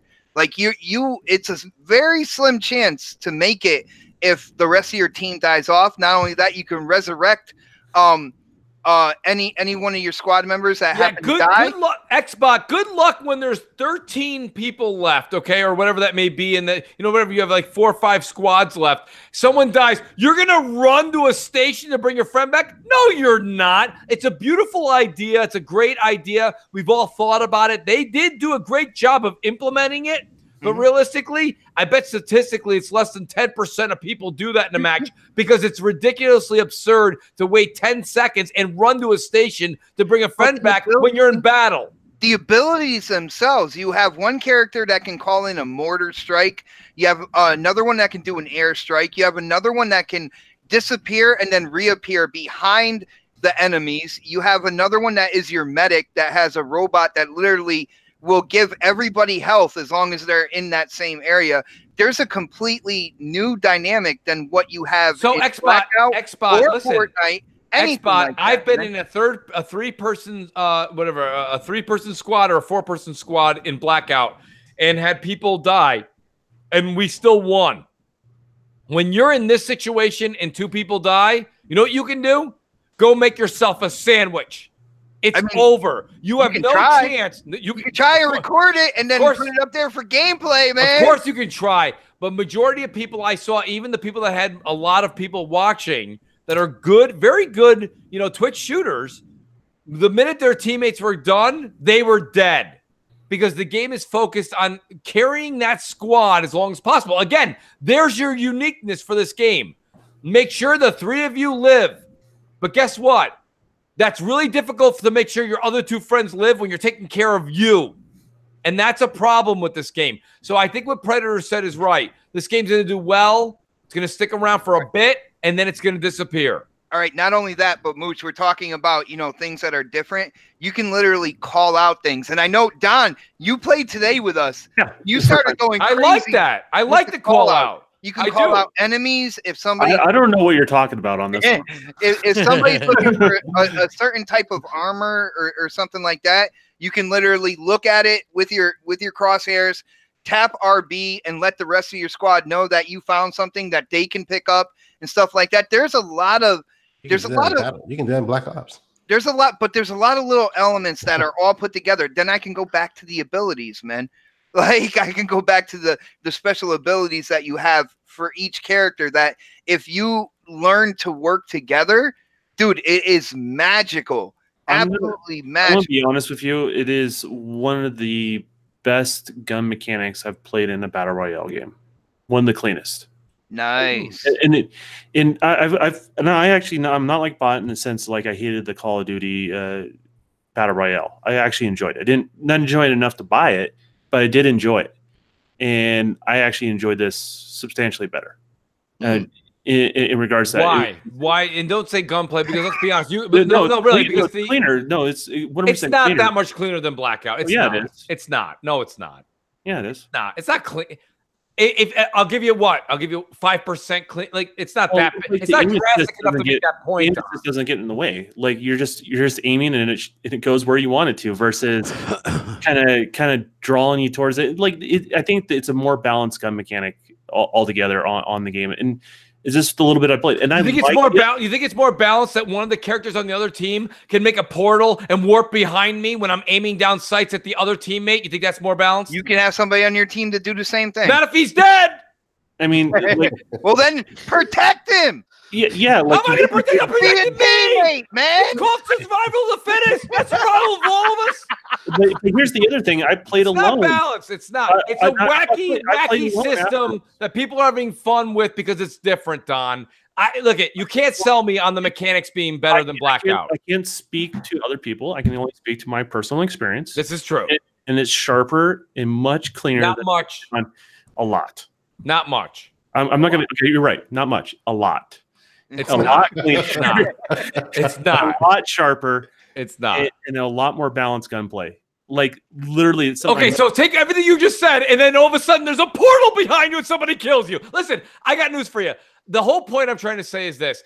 There are aspects in the game where you have to have the squad alive, Don. You can argue all your point as much as you want. If all of a sudden it's me and you, and there's another 3 on the other side, we are dead. Not because of 3 versus 2. That's normal. Those are normal bad odds, right? 3 versus 2. Now it's 3 versus 2. This guy's got a portal. This guy's got a mirage. This guy's got a this. This guy's got a that. And all of a sudden it's me and you with fucking regular grenades. Listen, I got news for you, Don. It's not counteract the it's move. a mess. Well, there's always a counter to all that stuff. That's the thing. And not if the guy who counters it is dead. But here's the thing. No, you're wrong. Well, then be better. I can't listen. No, Xbot. If I'm better, but the guy who's dead, what am I supposed to do for him? You're supposed to work as He's a team. sitting. Yo, Predator, you're in the military. Illinois. Let them know how it works, man. So wait a minute. I'm supposed Here to you get go. better and protect the guy sitting in Chicago?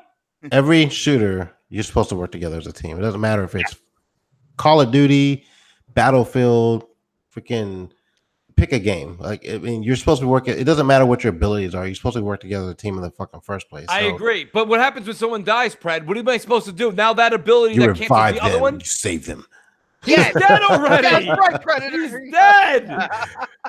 No, you I'm with Mooch grab on their this one, banner. but I can't argue with the teammate thing. But like, I just don't see it being like a big thing. Call at me in about a month Yes. and tell me where that game is at. Yeah, well, that's the real question. We don't know how long it's going to last, right? Like I'm speaking That's to you my what my point, experience Don. is, and that's fine. And that's where I'll agree with you because I don't know how long this is going to last. You know, that depends on how much attention it's being able to grab for a longer period of time.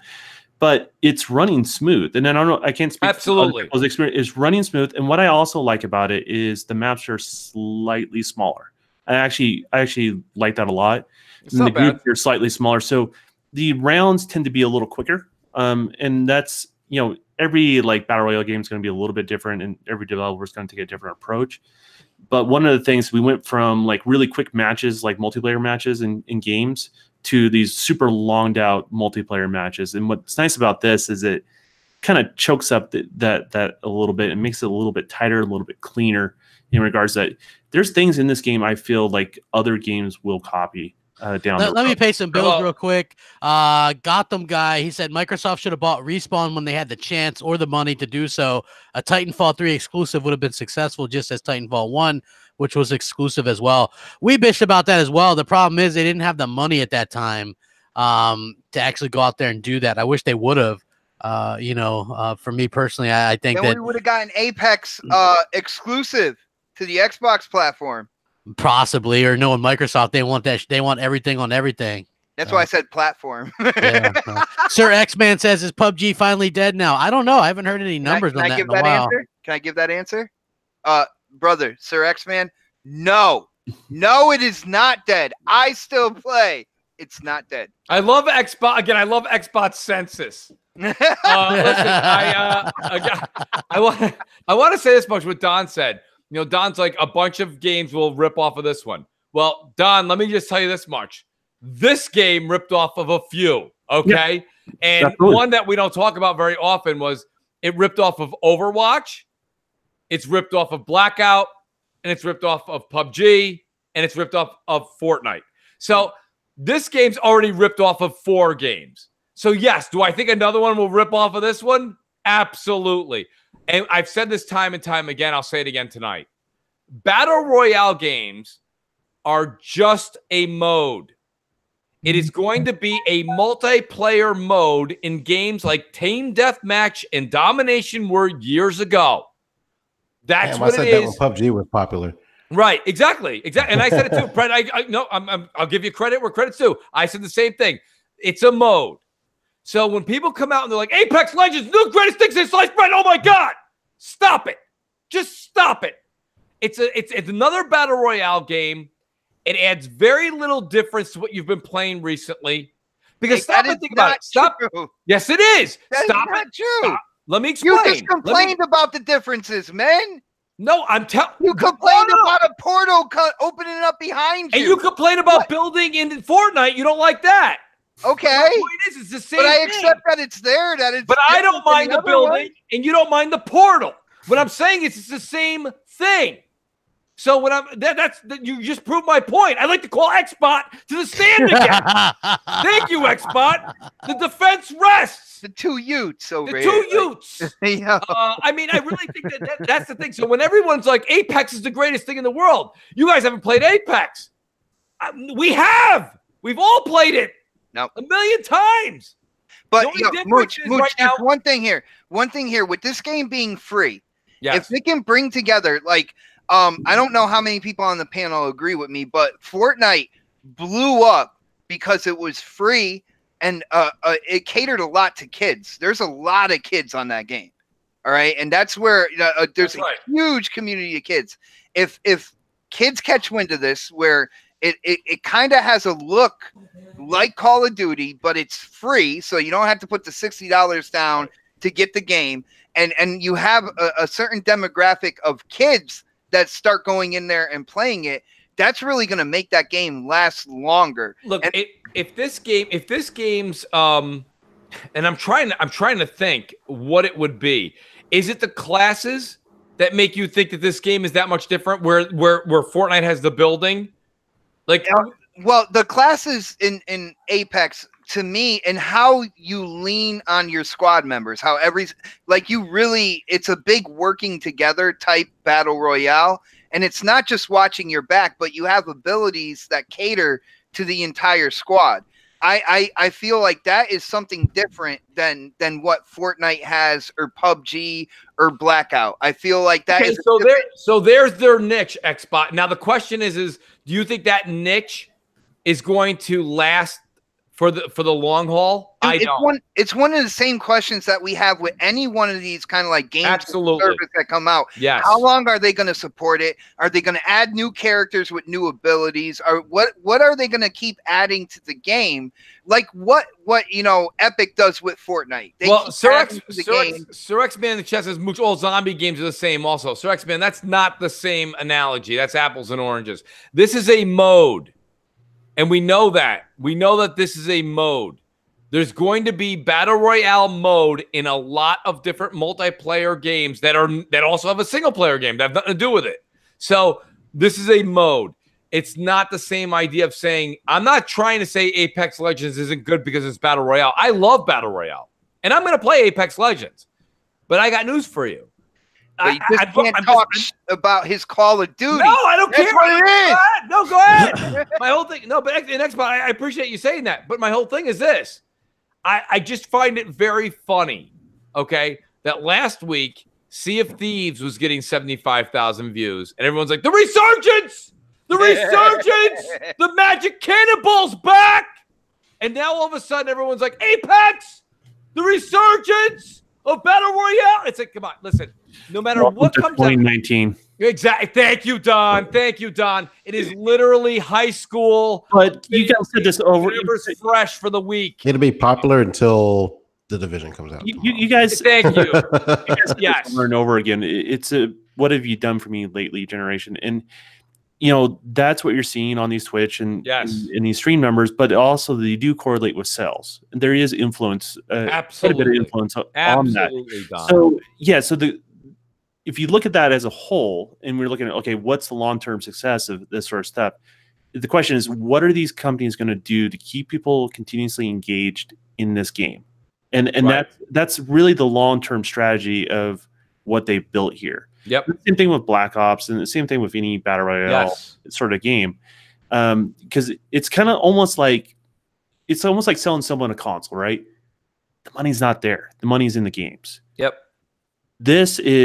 The money's not in the game. It's in the aesthetics, transactions, microtransactions, and stuff like that. Yes. So everyone has an intrinsic value to that company. They really do. So he's right. No, I'm laughing at Brad in the chat. Yeah. So let's say like me, bot, never spend a dime on this game, but we keep the active user base up. That has value. Yes, it does. As long as they continue to reward those players that put in the time, not make it too grindy, right? And then allow other players to be able to just cosmetically they will find an audience. And that's where it really comes right. Not me. That's what it really dog up. Yeah, that's what it really comes right down to is all that is. And I think they'll see success. I don't know what the long-term success is. I mean, I was just looking up player-unknown Battlegrounds, and the numbers are not that great. They're not good today. I don't want to hear it. So I don't want to hear it. let's put it this way: Destiny 2's numbers are beating it. So that's kind of where. Oh, you know that's not good. Oh Damn. my goodness! Here we go. No, Damn. I'm just saying that's where it's at. It's not very high. So the question is, what is PUBG going to do to make themselves continuously relevant? Right? Like, right. You know, that's what these companies now have to start tackling. They have to start tackling those influencers. They have to start getting people to want to watch this game and not be bored. There's so much. That's the thing, Don, and I'm glad you said that, because that's what makes the influencers flock towards that certain game. And the reason Fortnite had such an appeal, okay, is the building. It's the building too. That really brought. Kids watch YouTube nowadays more. Like Mooch, me and you. I get it. We used to watch Saturday morning cartoons. Saturday morning cartoons is every day for children today with YouTube, man. I get it, and you're 100% right there. But what I'm saying to you, and that's what Don's saying. If you take what Don just said, because it was actually very, very intelligent. That was on point. What Don's saying, plus what I'm saying, is what I'm trying to spell for all you guys, is that this is the new hotness right now. But now, using Don's words, what is it in Apex Legends that gets you to keep coming back to either play or watch? And that, my friend, right now, maybe Vince Zampella, maybe EA, they have something up their sleeve we don't know. I highly doubt it. My point is this. I think that they have this. You could see Vince tweeting out right away, "We're shocked." Of course you're shocked. It's just another Battle Royale game.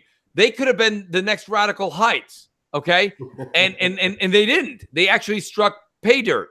But the thing is, though, this game needs to have longevity, and it needs to be in the slot that it's in right now, or one down, for at least 30 to 60 days. And I don't see that happening. It's because it doesn't have the race, though. Like, that's the thing is, like, look at PUBG. PUBG started the race pretty slow. Yes. And then next thing you know, all of a sudden it picked up out of nowhere. So that's where we're kind of at. So, like, this could have very much the outcome. It could be have a really high just early on, and it could have a steep drop off. So that's why I asked you, like, how long do you think it's going to be viable, or whatever game we're talking about, right? On these things, because that's where the real money's at on all this stuff. So I'm not wishing it. I just wish it finds its audience, and its audiences gets treated the best it possibly can by the publisher and the developer. And I think the game will do well. And that goes well. That goes with all the other games. You just make sure that your customers don't feel like they're treated like crap, right? It's just called what it is. You know, Don, somebody in the chat made a really good point, and this is the point, like, I'm going to rest on when it comes to this whole thing. At least Fortnite isn't the only free-to-play battle royale out there now that plays well. Yeah. You know, and that's happened to Fortnite. I think that has a lot to do with Fortnite's success. If you really think going to play well, the Division. Oh, for $60. So Mooch, are you in on the Division? I am. I watched plenty of footage now.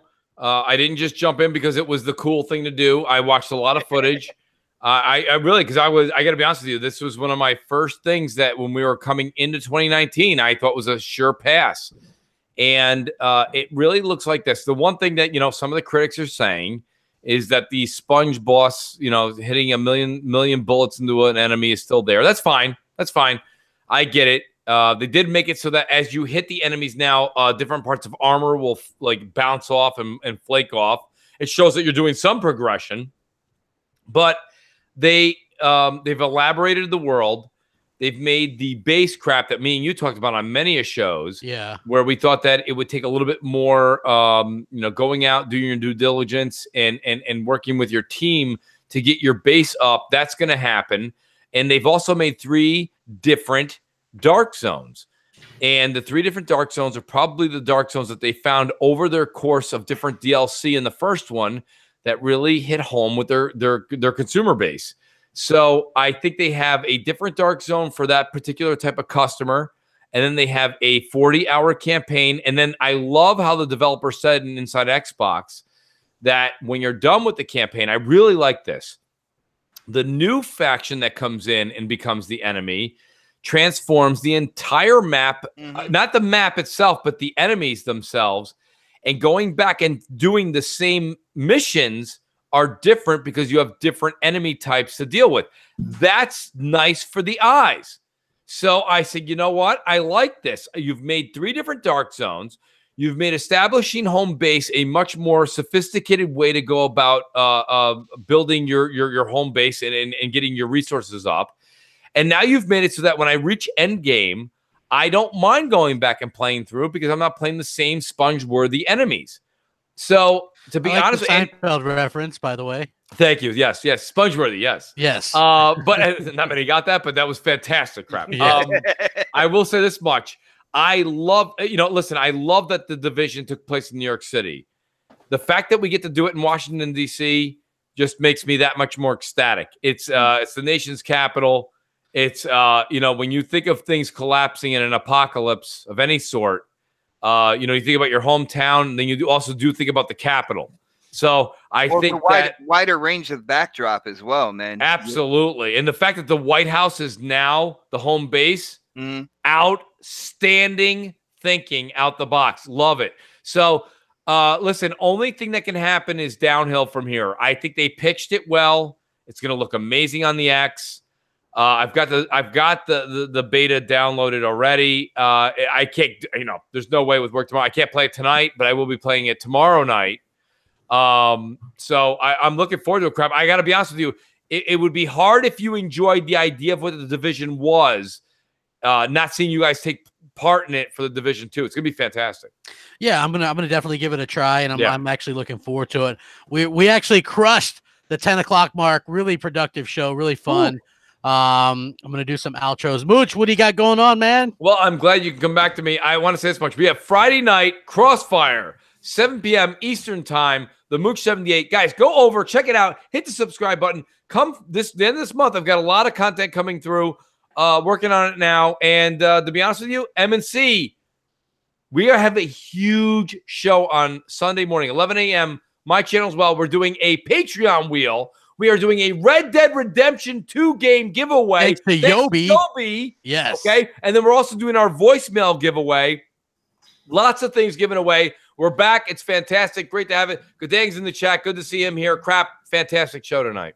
Absolutely. Xbot, what do you got going on, bro? Is the podcast back this week? People Saturday, this Saturday, next podcast is back with a special guest. So Shady will be joining us this Saturday.